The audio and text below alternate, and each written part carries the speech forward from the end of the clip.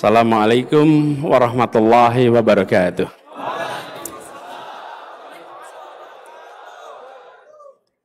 Alhamdulillah.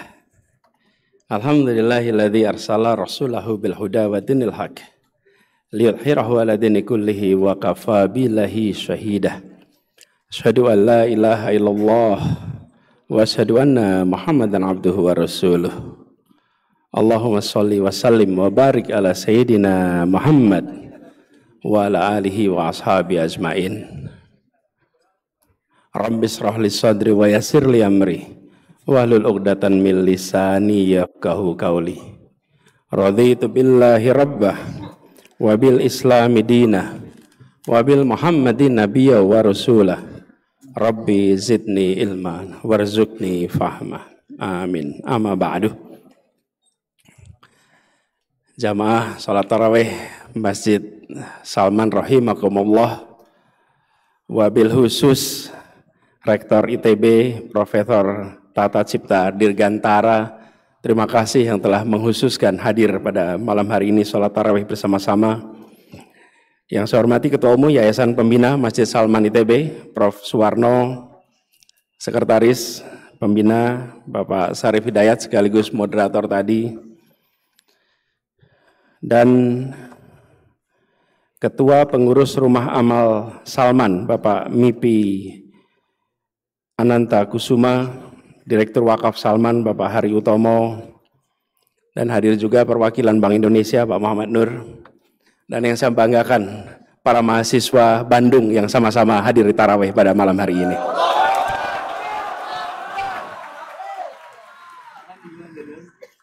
Alhamdulillah, senang sekali bisa kembali ke Bandung, apalagi kembali ke Masjid Salman ini. Masjid perjuangan yang jejaknya dicatat dengan tinta emas dalam pergerakan kemahasiswaan, dan alumni-alumninya banyak mewarnai Indonesia hari ini. Insya Allah ke depan lebih banyak lagi alumni yang mewarnai dari Masjid Salman ini. Malam ini saya bersyukur bisa kembali ke Masjid Salman, dan tadi sudah sama-sama kita sholat tarawih. Nampaknya agak penuh ya malam ini. Dari luar sana agak panjang perjalanan tadi. Dan saya ini pertama kali Pak, kembali lagi setelah bertahun-tahun. Dulu saya sering datang ke sini ketika masih aktif di mahasiswa. Bersama teman-teman ITB waktu itu, suka ke sini, tapi tidak ingat suasana di malam, karena kebanyakan kita di sini kalau siang. Malam hari ini datang, suasananya agak remang-remang di sini. Bukan karena efisiensi ya? Bukan ya? Kadang-kali listrik di sana. Saya perhatikan Pak, listrik di sana agak redup, tapi bagian imam terang benderang. Yang di sini tidak mengalami efisiensi, yang di sana mengalami efisiensi ya.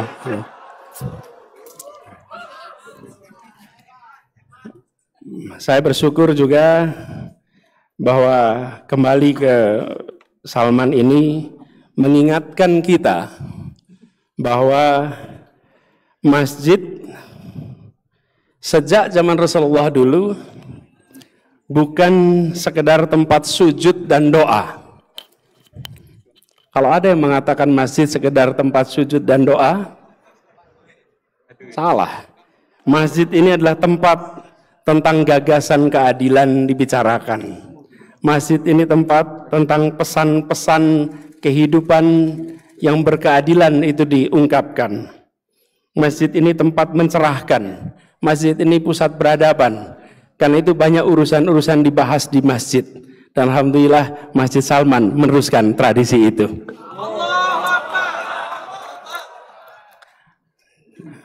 Karena ada yang protes.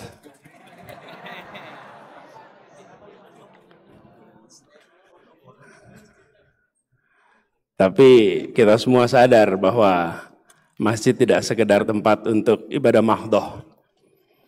Dan kita juga melihat terjadi perubahan zaman. Di masjid ini kita membaca tanda-tanda perubahan zaman itu. Dan harus selalu antisipatif dalam baca perubahan zaman. Berapa waktu yang lalu Pak Rektor, saya sempat bertemu dengan alumni ITB, tapi pada waktu itu era kampanye Pak, jadi tidak di dalam kampus. Pada waktu itu saya cerita, dulu saya kalau datang ke kampus ITB selalu terima tulisan, "Selamat datang putra-putri terbaik." Alhamdulillah sekarang sudah ditambah, "Selamat datang putra-putri terbaik dan calon pemimpin masa depan." Cuman karena tambahannya sekarang antrinya masih panjang. Besok baru nanti.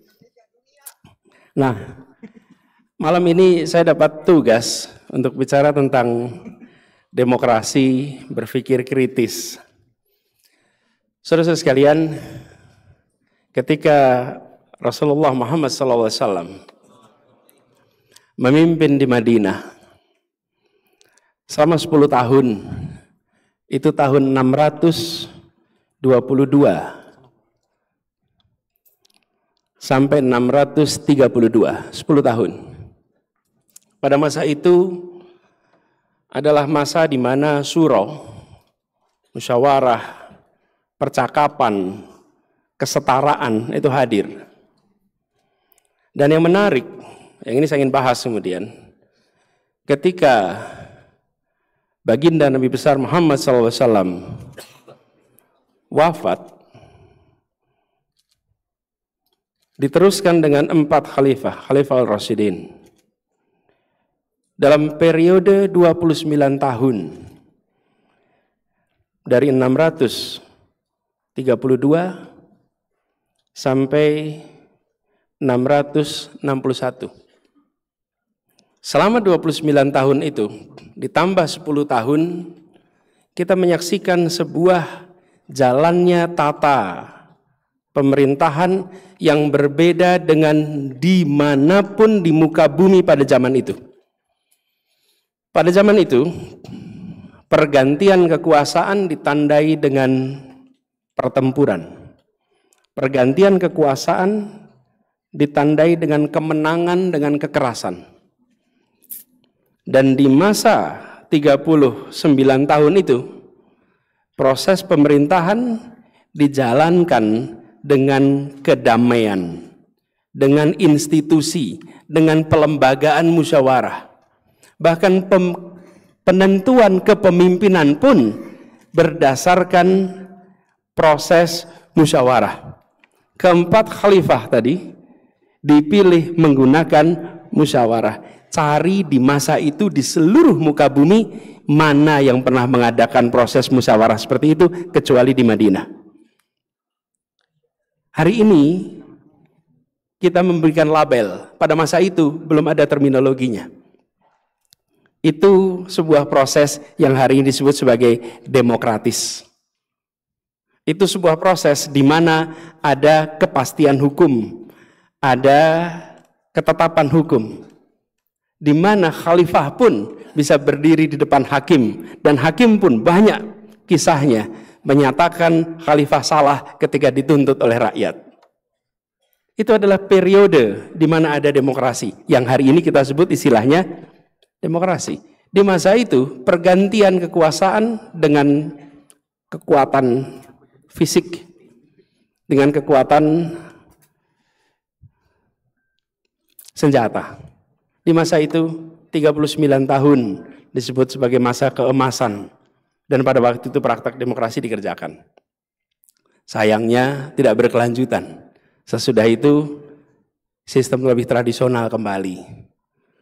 Yang satu dengan prinsip menggunakan rujukan Bani Hashim, yang satu dengan prinsip keturunan Rasul. Satu kita sebut Sunni, satu kita sebut Syiah. Ini adalah sebuah contoh bagaimana demokrasi pernah hidup dan dijadikan rujukan. Sehingga bagi umat Islam sebenarnya menjalankan proses demokrasi itu bukan hal yang baru. Justru umat Islam yang mempraktekkan pertama dan menunjukkan pada dunia bahwa demokrasi bisa dijalankan dan demokrasi berdampak pada kesejahteraan. Periodenya 39 tahun itu. Nah, Sekarang di Indonesia kita sedang menjalani proses demokrasi. Tentu sejak tahun 661 sampai sekarang sudah ada perjalanan amat panjang. Banyak modifikasi, banyak hal-hal yang baru, banyak komplikasi. Bahkan kalau kita lihat jumlah penduduknya pun hari ini sudah makin besar, sistem demokrasi pun mengalami banyak sekali pertumbuhan. Tapi harus kita ingat bahwa demokrasi ini bukan sekedar soal sistem pemerintahan, tapi demokrasi ini soal ekosistem, di mana salah satu kunci adalah masyarakat. Masyarakat yang terdidik, masyarakat yang tercerahkan, masyarakat yang peduli. Tapi jika masyarakatnya apatis, masyarakatnya terjebak dalam fanatisme, enggan berpikir kritis, maka ekosistemnya bisa sakit, demokrasinya bisa layu. Ada seorang yang pemikir terkenal namanya Alexis Tocqueville pernah mengatakan bahwa demokrasi itu sering tidak hancur dari serangan luar, tapi demokrasi itu malah hancur dari kerusakan sendiri ketika kita semua tidak peduli terhadap kebebasan dan keadilan. Hari ini rasanya kita peduli, tapi belum tentu kepedulian kita direspon. Seringan itu yang jadi masalah. Karena itu kita semua harus lebih sering untuk terlibat. Di kampus saya sering berdiskusi dengan teman-teman mahasiswa dan banyak sering menemukan statement, "Pak, saya tidak peduli dengan politik. Saya tidak peduli dengan siapa yang memimpin. Saya tetap kerja, saya tetap cari nafkah seperti biasa. Toh ganti pemimpin, ya hidup saya begini-begini saja." Rasanya enggak ya. Ganti pemimpin UKT bisa naik.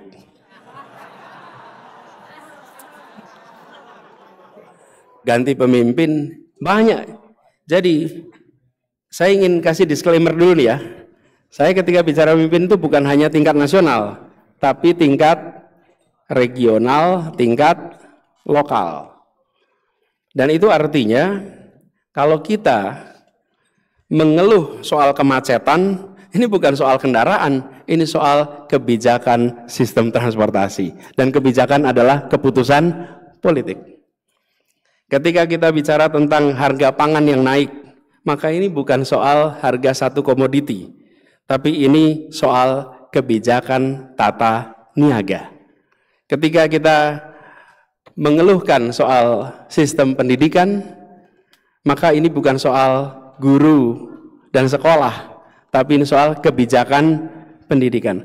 Banyak sekali yang hulunya itu pada kebijakan, dan kebijakan adalah keputusan politik.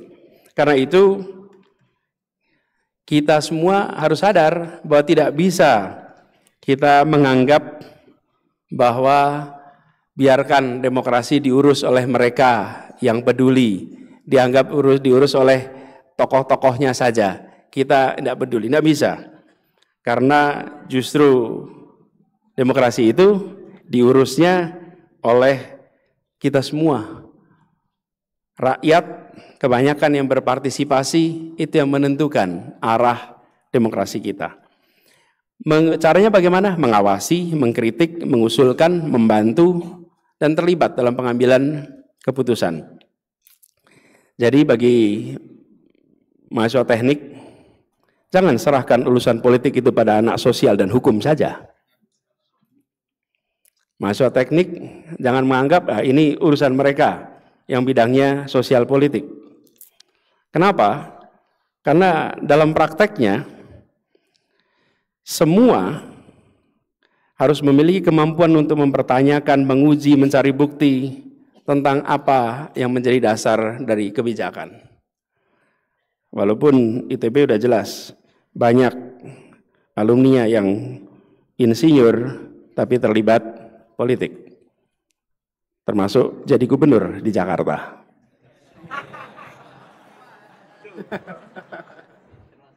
Ada yang mau hijrah nggak jadi soalnya.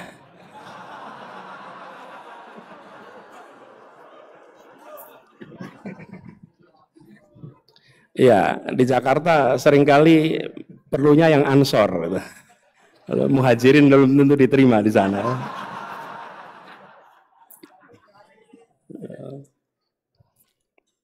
Walaupun sama-sama satu alumni ya. Nah, ini juga saudara sekalian yang saya ingin teruskan di sini. Bagi teman-teman adik-adik semua, terutama mahasiswa ITB, harus terdepan dalam urusan berpikir kritis. Karena salah satu tantangan terbesar dalam demokrasi adalah bagaimana mengambil keputusan yang baik, keputusan yang benar. Dan itu harus memiliki kemampuan berpikir kritis. Kritis itu beda dengan sinis. Dan kritis itu bukan berarti selalu menolak, selalu curiga. Berpikir kritis adalah tentang pemahaman yang lebih dalam sebelum kita mengambil kesimpulan. Para ilmuwan, filosof, intelektual dari zaman ke zaman menekankan soal kemampuan berpikir kritis. Al-Farabi bicara tentang bagaimana ilmu harus didasarkan pada logika yang benar. Ibnu Khaldun di Mukaddimahnya menekankan bahwa sejarah harus dibaca dengan skeptisisme metodologis. Jangan percaya begitu saja pada satu sumber, tapi lihat dari berbagai sudut pandang. Ini Ibnu Khaldun itu adalah salah satu bapak ilmu sosial dunia. Ibnu Khaldun lah yang pertama kali bisa menganalisa sejarah bukan sebagai dongeng, tapi sebagai ilmu. Dan Ibnu Khaldun yang kemudian dirujuk sekarang sebagai sebuah pendekatan path dependence. Sampai dengan sekarang, rujukan ilmu sosial salah satu yang utama adalah Ibnu Khaldun. Karena itu juga kita harus selalu kritis. Kritis, dan kritis itu persyaratannya inkuisitif. Selalu bertanya, selalu mempertanyakan. Nah, seringkali sistem pendidikan kita tidak memberikan ruang untuk bertanya dan mempertanyakan. Banyak bertanya seharusnya baik, tapi seringkali banyak bertanya, banyak masalah. Sering bertanya, diingat guru.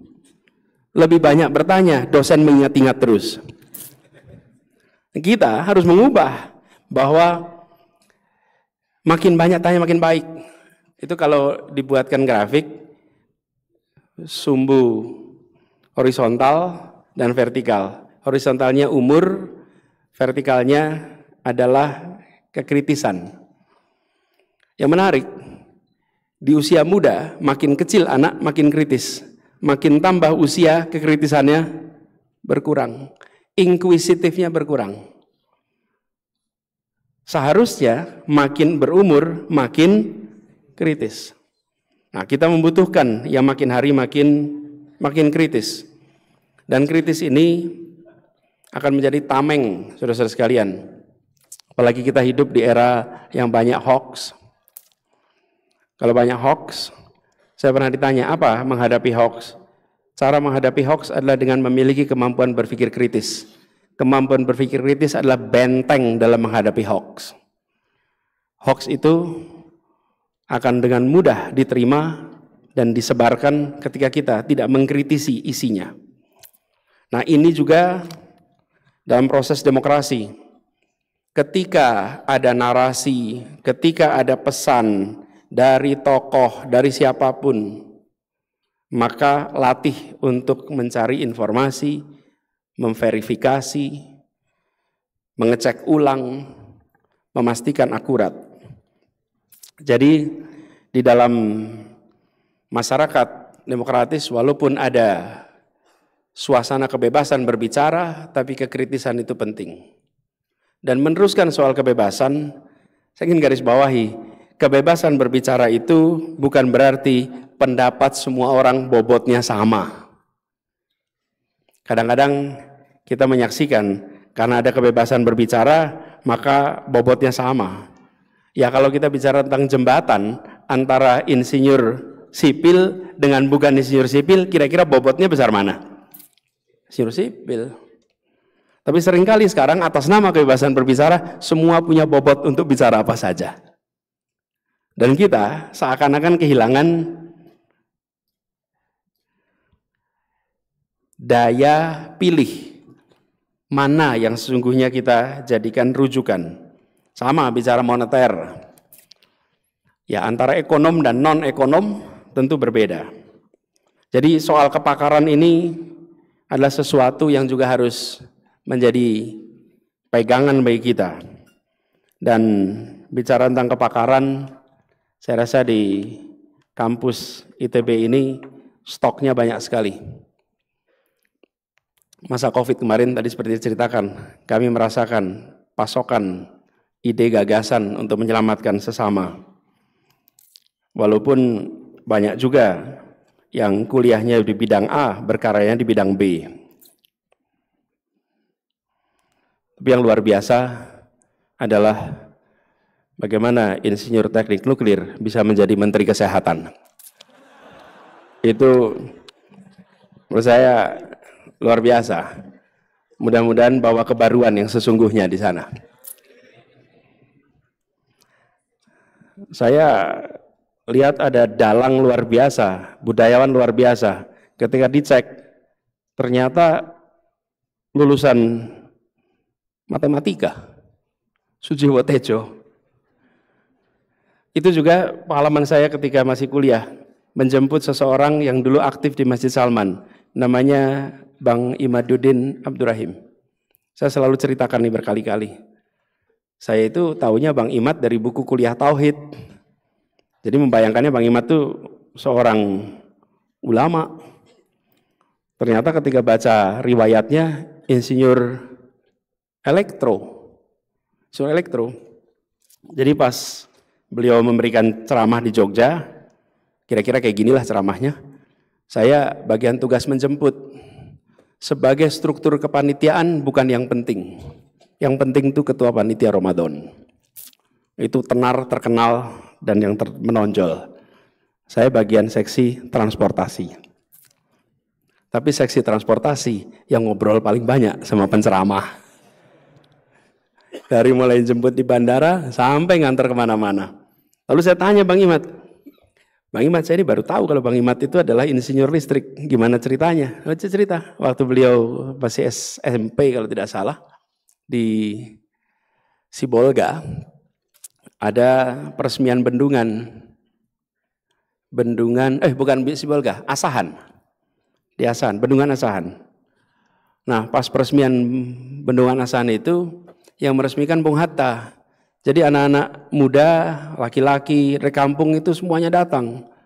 Ini tahun 50-an, belum ada TV, radio masih minim, jadi semuanya pengen datang, ingin lihat wajahnya Bung Hatta. Seperti apa wajah wakil presiden asal Sumatera itu. Oh, semua orang Sumatera pengen lihat waktu itu. Datang, lalu Bung Hatta pidato di situ. Nah, dalam pidatonya, Bung Hatta bilang begini kira-kira. Di masa depan, Indonesia akan membutuhkan banyak lagi bendungan-bendungan seperti ini. Karena Indonesia membutuhkan energi listrik yang banyak sekali. Dan Indonesia di masa depan membutuhkan banyak sekali insinyur-insinyur listrik. Kata Bang Imad, semua anak pulang ke kampung pengen jadi insinyur listrik. Kenapa? Karena kata Bung Hatta itu yang dibutuhkan oleh Indonesia ke masa depan. Apa yang menarik dari fenomena ini? Tidak ada orang yang mendengarkan pidato Bung Hatta dan berpikir negatif.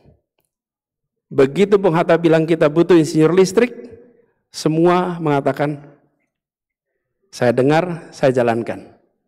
Saya akan jadi insinyur listrik. Itu yang disebut sebagai kepercayaan tanpa syarat. Percaya pada Bung Hatta tanpa syarat. Orang ini berintegritas. Tidak ada yang pulang mikir, kira-kira adiknya punya kontraktor kontraktor listrik gak ya gitu. Adiknya mungkin kontraktor untuk pengembangan waduk gak ya gitu. Nah ada. Apa martabak? Enggak lah martabak. Jauh itu sih. Ya. Jadi tidak ada yang terpikir bahwa Bung Hatta itu sedang membawa kepentingan pribadi. Tidak ada.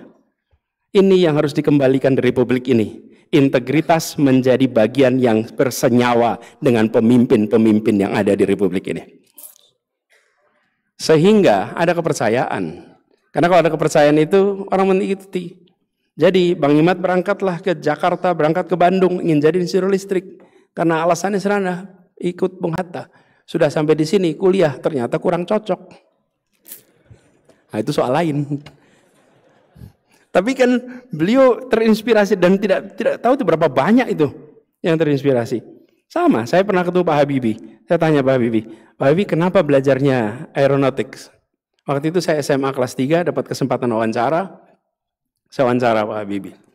Dan Pak Habibie bilang, sebelum kami berangkat ke Jerman, kami dikumpulkan di Bogor. Di Bogor itu Bung Karno pidato di depan anak-anak yang mau berangkat. Kalian semua harus menjaga persatuan Republik ini. Tanah dan air kita, rakyatnya harus dijaga persatuannya.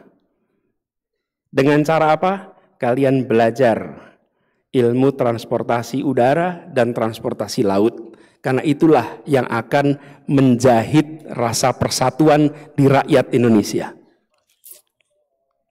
Dan semua belajar itu. Kenapa? Karena itulah yang dikatakan pemimpin. Ini contoh pemimpinnya visioner. Punya gagasan.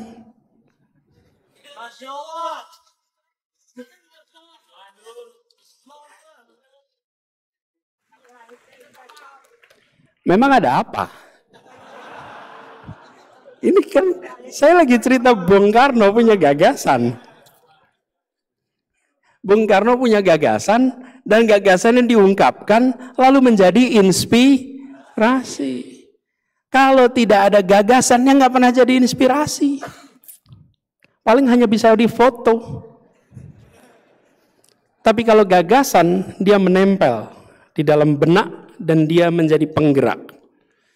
Karena itulah kalau kita lihat mereka-mereka memiliki visi, memiliki misi, ditopang dengan integritas, ditopang dengan daya artikulasi yang hebat, maka dia menjadi pesan yang menginspirasi begitu banyak. Dan lihatlah apa yang terjadi. Karena itulah saudara-saudara sekalian, ketika kita berbicara tentang demokrasi pada hari ini, kita menginginkan demokrasi yang berjalan untuk kepentingan rakyat. Bukan demokrasi yang berjalan untuk kepentingan sekelompok orang yang memegang kewenangan.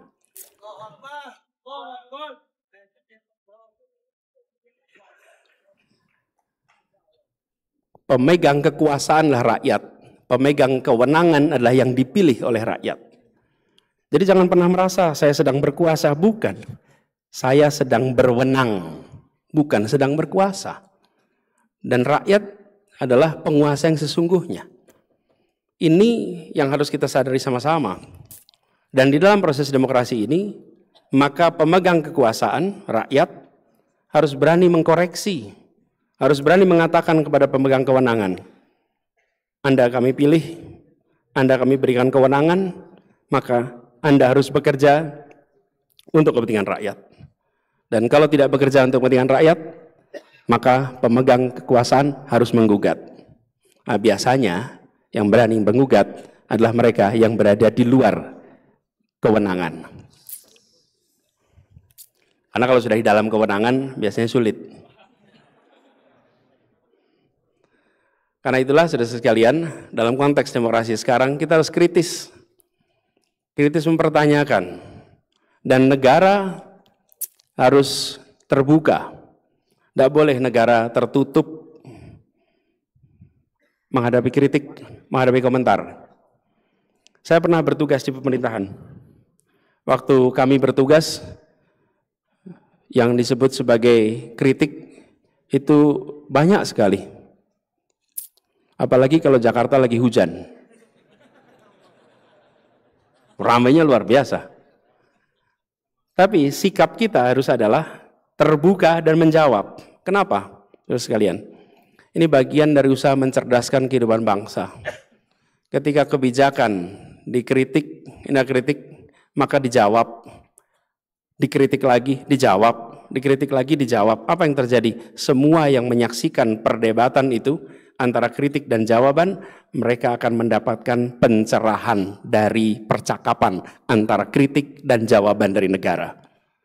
Tapi kalau kritik dibungkam, rakyat tidak tercerahkan, kebijakan tidak terkoreksi, apalagi kalau kritik lalu kriminalisasi.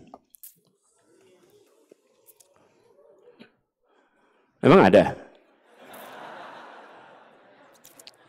Nggak ada. Ya. Yang ada itu di Konoha sana. Nah, kalau di negeri kita ini semua kritik diterima dengan baik. Amin. Suasana pun terang benderang. Nah, nanti ada yang panas lagi di sana. Tapi ngomong soal panas ini, saya jadi ingat ada orang bijak yang pernah mengatakan begini. Ini soal ketersinggungan dan tidak tersinggung itu. Ada orang bijak pernah bilang begini. Air laut itu nyaman di kaki.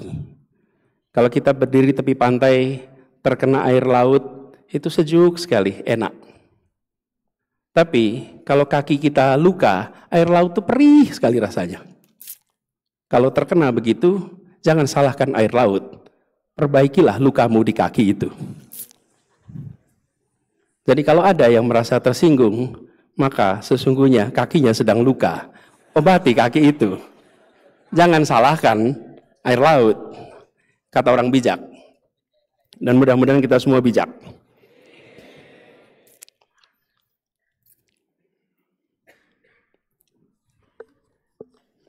Kita semua sedang menghadapi Indonesia yang sedang berat. Dan hari-hari ini banyak saudara-saudara kita sedang menghadapi bencana alam akibat banjir. Kita doakan mereka diberikan kekuatan, ketabahan, dan segera bisa bangkit kembali setelah mengalami bencana musibah banjir. Banyak di Jawa Barat, di Jakarta, Banten, dan sekitarnya yang hari-hari mengalami banjir, longsor, dan lain-lain. Tapi juga kita sedang mengalami kesulitan ekonomi yang luar biasa. Kondisi perekonomian kita sedang melemah. Dalam situasi seperti itu, saudara sekalian, kita tidak boleh terjebak dalam pesimisme. Kita harus selalu menjaga optimisme itu. Bangsa Indonesia sudah mengalami suasana naik turun, dan kita selalu bisa melewati berbagai macam tantangan. Karena itu, jangan kita terbawa dengan pesimisme. Kita harus dorong optimisme itu. Bahwa yang dikerjakan pemerintah disetujui apa tidak, itu soal kebijakan. Tapi bangsa ini tidak boleh terjebak dalam pesimisme. Kita harus terus menghidupkan optimisme, karena optimisme itu adalah akar kekuatan bangsa Indonesia. Dan kita percaya bahwa kita akan selalu bisa melewati semua tantangan itu. Doa kita tidak pernah berubah. Setiap tantangan yang diberikan kepada kita, pasti kita sanggup. La yukallifullahu nafsan illa usaha. Jangan berikan beban yang kami tidak mampu untuk memikulnya. Sehingga ketika kita mendapatkan beban seperti ini, kita yakin bahwa Allah Subhanahu wa taala pasti sudah menakar kemampuan kita. Jadi jagalah optimisme itu. Selalu ada jalan keluar. Di dalam setiap kesulitan ada kemudahan. Ini bukan dalam setiap kesulitan, sesudah kesulitan ada kemudahan, dalam kesulitan ada kemudahan. Itulah sebabnya kita harus jaga optimisme itu, apalagi anak-anak muda. Anak-anak muda adalah penjaga api optimisme itu. Walaupun di sosial media ada hashtag kabur aja dulu. By the way, saya 2 minggu lalu ke Qatar. Di Qatar ketemu dengan banyak sekali insinyur-insinyur Indonesia. Dan banyak insinyur-insinyur Indonesia itu adalah alumni dari ITB. Pas rame-ramenya kabur aja dulu. Ketemu mereka. Lalu saya katakan pada mereka, Anda, enggak, saya enggak nyuruh pulang.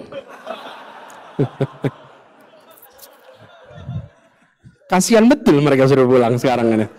Mereka lagi kerja. Saya malah katakan begini, Indonesia ini kekurangan orang di gelanggang internasional.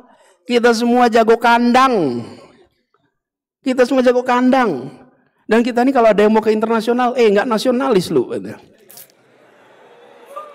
Kapan republik ini akan maju? Kita coba datang ke World Bank, India, Filipina, Cina, Jepang, berderet. Mana Indonesia? Datang ke lembaga-lembaga internasional, berderet, PBB, semua. Mana Indonesia? Enggak joget lah, kamu gimana?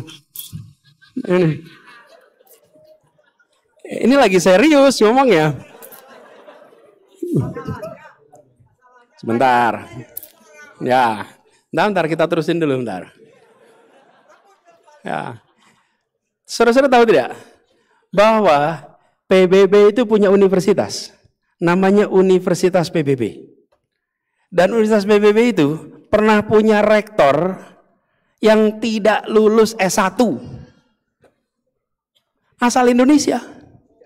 Namanya Soejatmoko. Soejatmoko itu adalah rektor Universitas PBB dan dia tidak pernah lulus sekolah kedokterannya, tetapi dia mendapatkan doktor honoris causa dari universitas-universitas terkemuka dunia. Karena kematangan berpikirnya, karena kebijaksanaannya, karena luasnya bacaan. Ketika dia berbicara dalam bahasa internasional, banyak orang yang mendengarkan sambil manggut-manggut. Kenapa? Karena kosakatanya lebih banyak daripada orang aslinya. Bayangkan coba, kalau ada orang bukan Sunda datang ke Sunda ngomong bahasa Sunda yang kosakatanya lebih kaya daripada orang Sunda. Pasti bengong Anda melihatnya. Bener nggak? Iya, itu Soejatmoko. Memang bukan dokter lewat ujian dokter, enggak.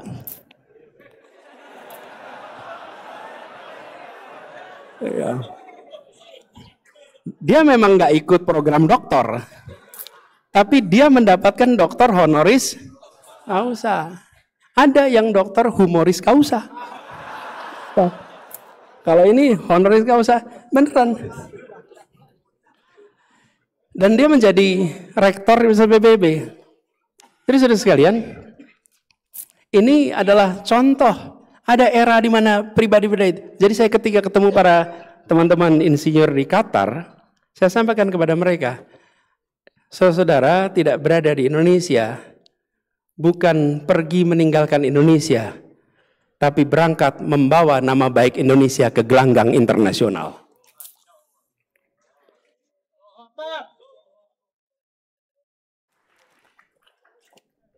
Jadi kita jangan pandang mereka itu, mereka lagi bawa nama baik kita. Ketika dia memimpin rapat dan luar biasa, lalu orang bertengokan, orang dari mana ini? Oh dari Indonesia, lulusan mana? ITB. ITB, di mana itu? Di Bandung. Mau dibilang universitas institut teknologi terbaik di Indonesia gitu kan? Berani nggak disebut itu? Ini contoh. Jadi kita jangan pandang mereka yang pergi itu sebagai melarikan diri, tapi pandang mereka sebagai perwakilan. Dan kita butuh lebih banyak lagi. Mudah-mudahan ke depan lebih banyak lagi. Tapi saya ingatkan pada mereka semua, pesawat terbang boleh membawa badan Anda pergi dari Indonesia, tapi hati dan pikiran saya jamin tidak akan pernah bisa meninggalkan Indonesia. Terus bantu Indonesia, bantu dengan pikiran, bantu dengan kekuatan finansial, bantu dengan gagasan. Dan kalau kita punya banyak orang-orang di sana, apa yang terjadi? Kita dengan mudah akan bisa mendapatkan lobby-lobby untuk kepentingan Indonesia. Hari ini sering kita kesulitan.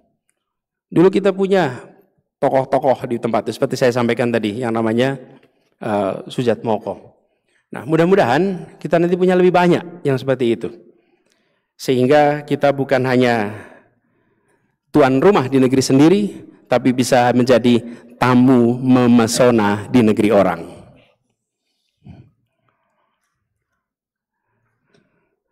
Nama baik kemudian terjaga di situ. Dan saudara sekalian, di dalam suasana ini kita ingin jaga suasana demokrasi ini berjalan dengan baik. Saya usul kepada semuanya, mari kita seringkali lebih dingin di dalam merawat kebersamaan. Perbedaan pikiran selalu ada, perbedaan gagasan selalu ada. Tapi jangan kita terbawa dengan kebiasaan untuk cancel, memutuskan, memotong jembatan, memutus jembatan. Karena itu justru akan membuat suasana kebersamaan kita ini sulit untuk dijaga. Kita dorong budaya diskusi, budaya deliberasi, belajar memahami, bukan sekedar menang perdebatan. Merangkul untuk mencari kebenaran, bukan sekedar mengukuhkan ego. Dan tradisi itulah yang dijaga di kampus-kampus. Kampus-kampus harus terus menjadi tempat di mana gagasan berbeda diperdebatkan. Kalau kampus hanya menjadi paduan suara yang membawa pesan yang sama, maka kampus tidak lagi menjadi pilar penjaga kemajuan Indonesia. Tapi kalau kampus menjadi tempat di mana perbedaan gagasan dibicarakan dan urusan-urusan besar dibahas dengan keterbukaan, maka itu akan dahsyat. Pesan ini adalah pesan untuk kita menjaga supaya Indonesia terus menjadi bangsa yang memperbaharui gagasan itu. Saya termasuk yang mempercayai bahwa inspirasi gagasan itu tidak muncul dari meditasi. Inspirasi tidak datang dari meditasi. Inspirasi itu datang dari interaksi. Interaksi gagasan, interaksi dengan pikiran-pikiran berbagai pihak. Itulah yang memunculkan inspirasi. Karena itu harus dibuka ruangnya. Saya bersyukur sekali bahwa ITB membuka ruang itu.